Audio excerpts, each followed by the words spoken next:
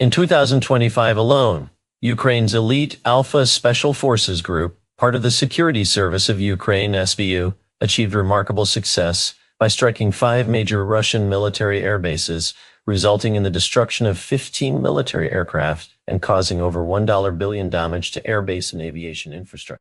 This inflicted significant operational setbacks on Russia's aerospace forces, VKS, severely impairing their ability to project air power and maintain aerial dominance in contested regions.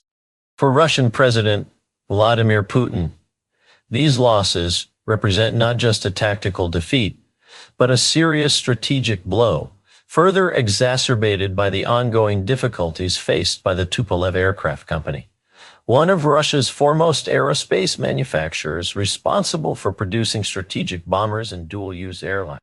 These production challenges at Tupolev signal a growing crisis within Russia's military-industrial complex, raising concerns about the country's ability to fulfill orders for critical aircraft necessary to sustain long-term air operations. Yet these losses, though severe, constitute only a fraction of the overall damage inflicted on Russian military aviation. The SBU's Alpha unit alone accounts for roughly 10% of enemy target eliminations carried out by Ukrainian defense forces, not only at the front lines but also deep behind enemy lines, where they conduct highly specialized sabotage and reconnaissance missions. Formed in 1994 and actively engaged since the outbreak of the Russo-Ukrainian War in 2014, Alpha has played pivotal roles in numerous key battles, including Hostomel, Kharkiv, Bakhmut, and the 2024-2025 Kursk offensive. Their operations have ranged from ambushing Russian convoys near Kyiv in 2022 to eliminating over 9,500 Russian troops during the protracted battle for Pokrovsk, demonstrating their effectiveness and tactical versatility. Recognizing the unit's strategic value and expanding role, the Ukrainian parliament passed a landmark bill in July 2025 to significantly expand Alpha from a few thousand to a formidable force of 10,000 troops, also granting them legal rights to wield an expanded arsenal of weaponry tailored to their specialized mission. A major catalyst for this upgrade was Alpha's demonstrated mastery of kamikaze FPV, first-person view, drone operations, which have revolutionized their strike capabilities. This was exemplified by Operation Spiderweb, a daring and highly complex deep strike mission involving the covert smuggling and assembly of drones inside Russian territory, which were then launched to devastating effect against Russian air bases. This operation caught the enemy off guard, striking the strategic bomber fleet that had been left increasingly exposed under the constraints of the New START Treaty, which limited Russia's deployment of certain types of nuclear-capable bombers.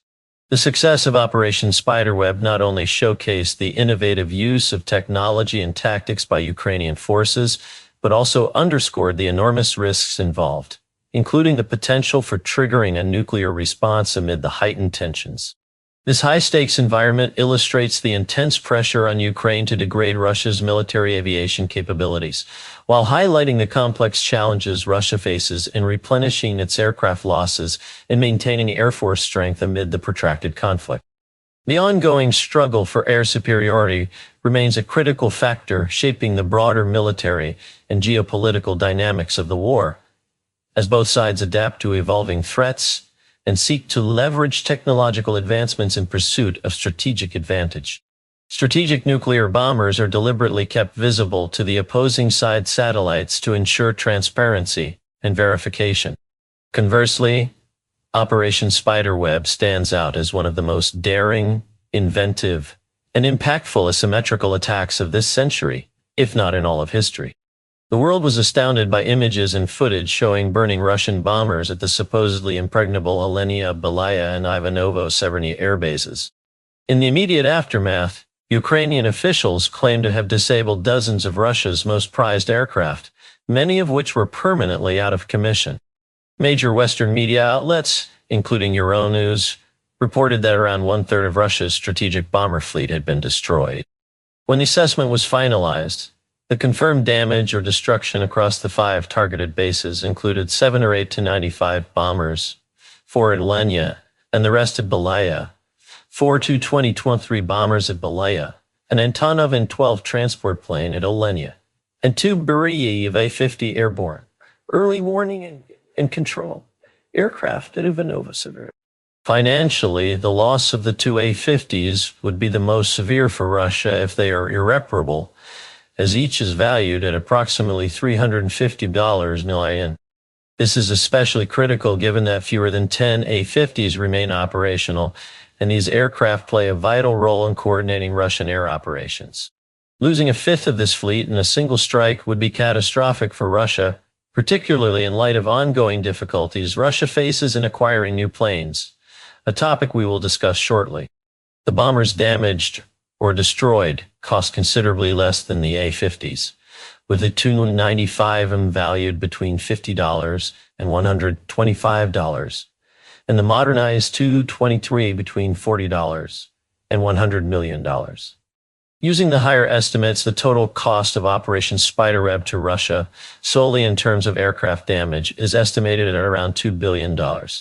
Although this figure is significantly lower than Ukraine's initial claim of $7 in damage, it still represents a substantial setback for the Russian Aerospace Forces, VKAs.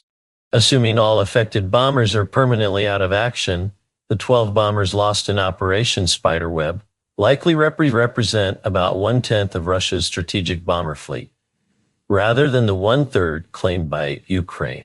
On the surface, with a defense budget exceeding $160 billion for 2026, which accounts for over 30% of federal spending, Russia has the financial resources to replace its lost bombers.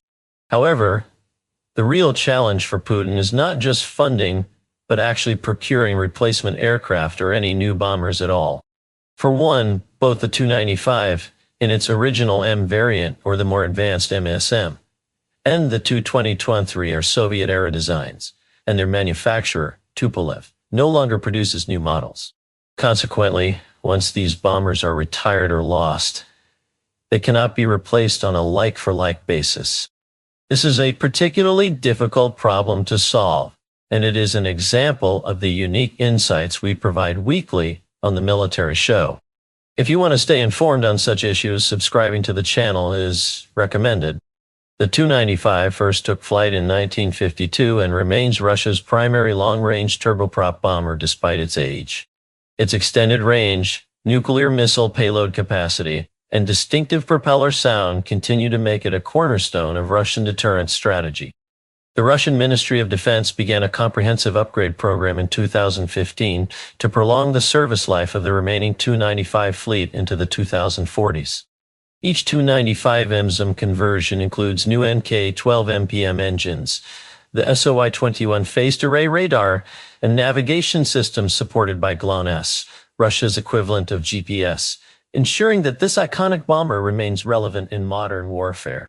The Tu-95 bomber has undergone several upgrades, such as the installation of digital cockpit screens and KH-101 cruise missile launch modules, with each upgrade costing roughly $50 an hour.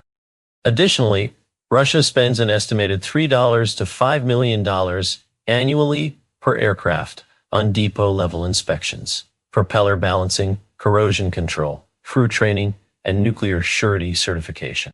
These costs partly stem from the increasing challenges and expenses involved in maintaining the aging airframes.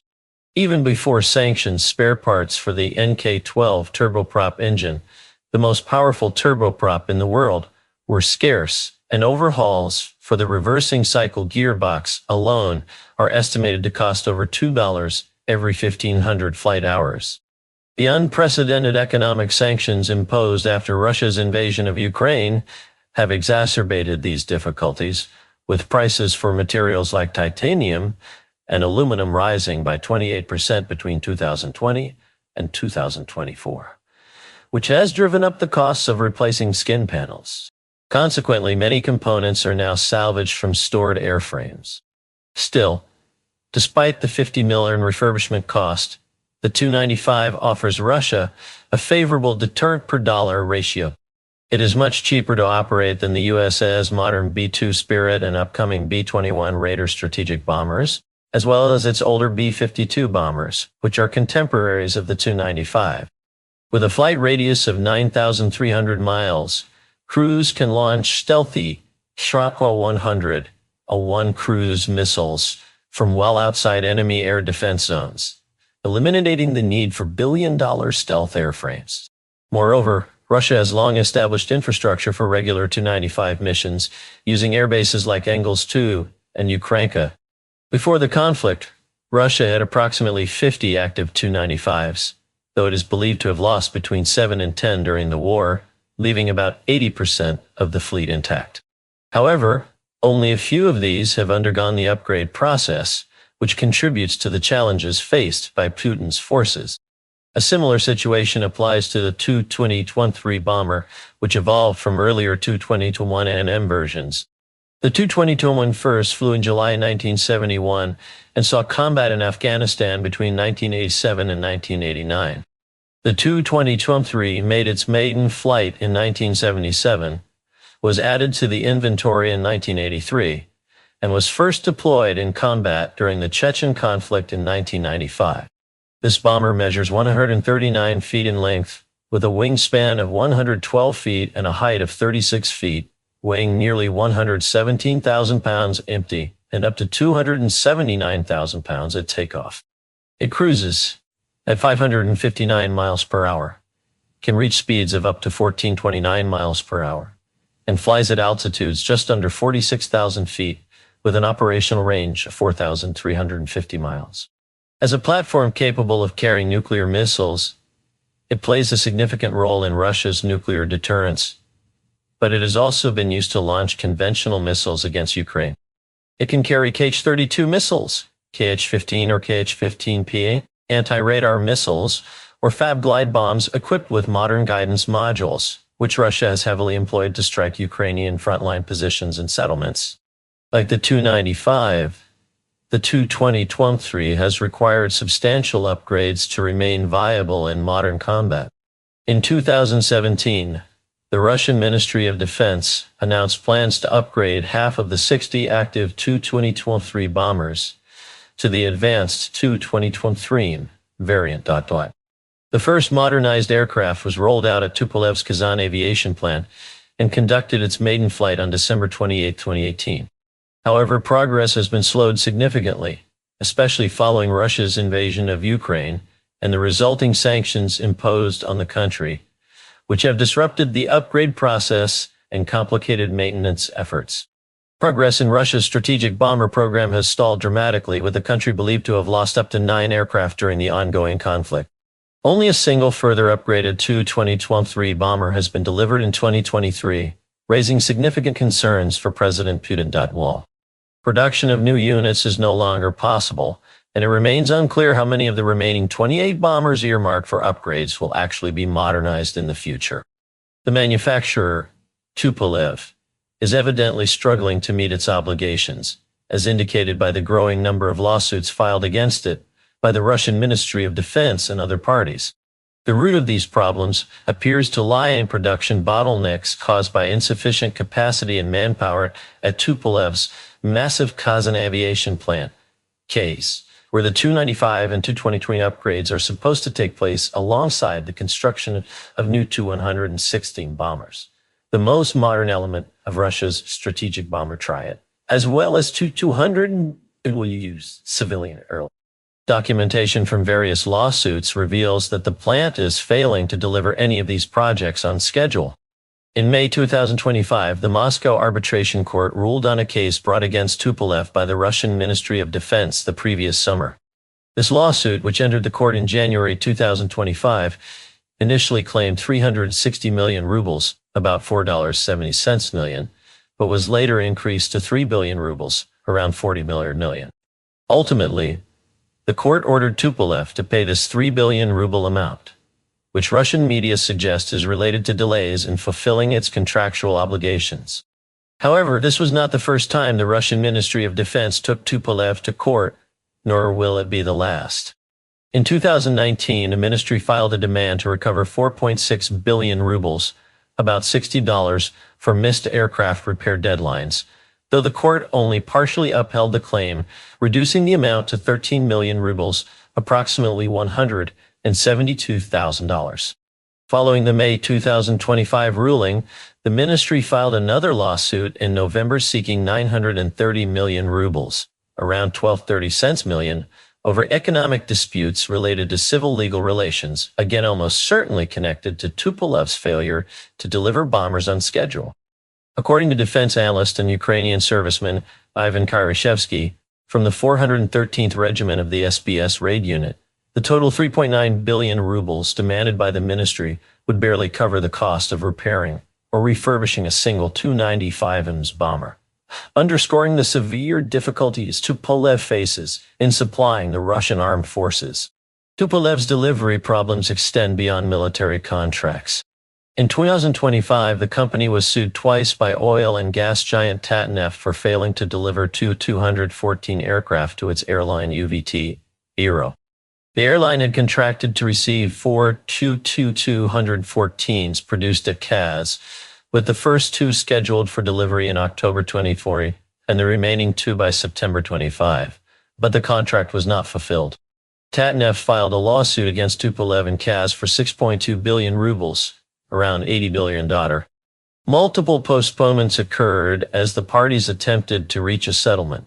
But in summer 2025, the Arbitration Court of Tatarstan partially ruled in Tatneft's favor, ordering Tupolev to pay 5.6 billion rubles for unjust enrichment, 556 million rubles in penalties, and 8 million rubles in state duties. During the trial, it became evident that the Kazan facility was severely hampered by production constraints, affecting both military and civilian aircraft programs, further highlighting the systemic issues plaguing Russia's aviation industry and raising serious questions about the future viability of Tupolev's commitment. It was revealed that Tupolev returned the advance payment it received from Tatneft for the first aircraft, but the funds for the second aircraft were never reimbursed. Notably, Tupolev attributed the failure to deliver the aircraft to its heavy workload caused by state defense orders, which it claimed account for 85% of its production, but yield only about a 4% profit. Consequently, the company stated it would only be able to finalize new contracts for the Tu-214 after 2027, indicating a significant delay.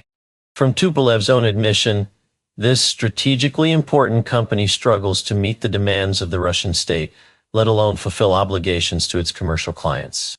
Beyond the non-delivery of Tu-214s and refurbished Tu-95 and Tu-2023 bombers, Tupolev has also missed its deadline for delivering new Tu-100 systems. 4 were scheduled for delivery between 2022 and 2020, but the first 2 were only delivered at the end of 2025, with the remaining units reportedly still under production, though no official explanation for the delay has been provided. However, Tupolev's troubles extend further. A few months after resolving the initial Tatneft dispute, Tatneft filed a new claim for 11.7 billion rubles, approximately $115 million, and the case is ongoing, with Tupolev proposing a partial settlement. Meanwhile, for the second time in as many years, United Aircraft Corporation, WEC, which owns Tupolev, has changed its leadership. Company head Alexander Bobryshev, age 76, was replaced by 37-year-old Yuri Ambrasimov, the grandson of Yuri Litvinov, who led KAZ in the 1990s and was previously Tupolev's deputy director for finance and economics. Although UAC stated that Bobryshev was stepping down after completing the tasks assigned to him for the supply of military equipment under the state defense order, it is highly likely that the leadership change is a direct response to the lawsuits and continued delivery problems. USC told TASS that the new management's primary responsibilities would be to implement the expanding production program and advance plans for the Tu-214 program. Despite these assurances, the delivery failures raise uncomfortable questions about Russia's ability to maintain and expand its strategic aviation fleet amid ongoing military operations.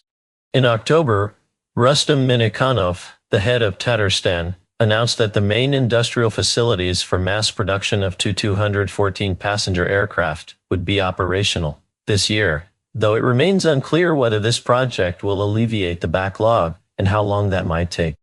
Meanwhile, Alpha Group strikes continue to worsen the challenges facing Russian military aviation. According to the Security Service of Ukraine's SBU, report on their activities in 2025, the 15 Russian aircraft destroyed included 11 fixed-wing combat aircraft, specifically Su-30, Su-34, a Su-27, Su-34, and Mi-31 models, along with 3 helicopters, Mi-8, Mi-26, and Mi-28, and 1 In-26 trans.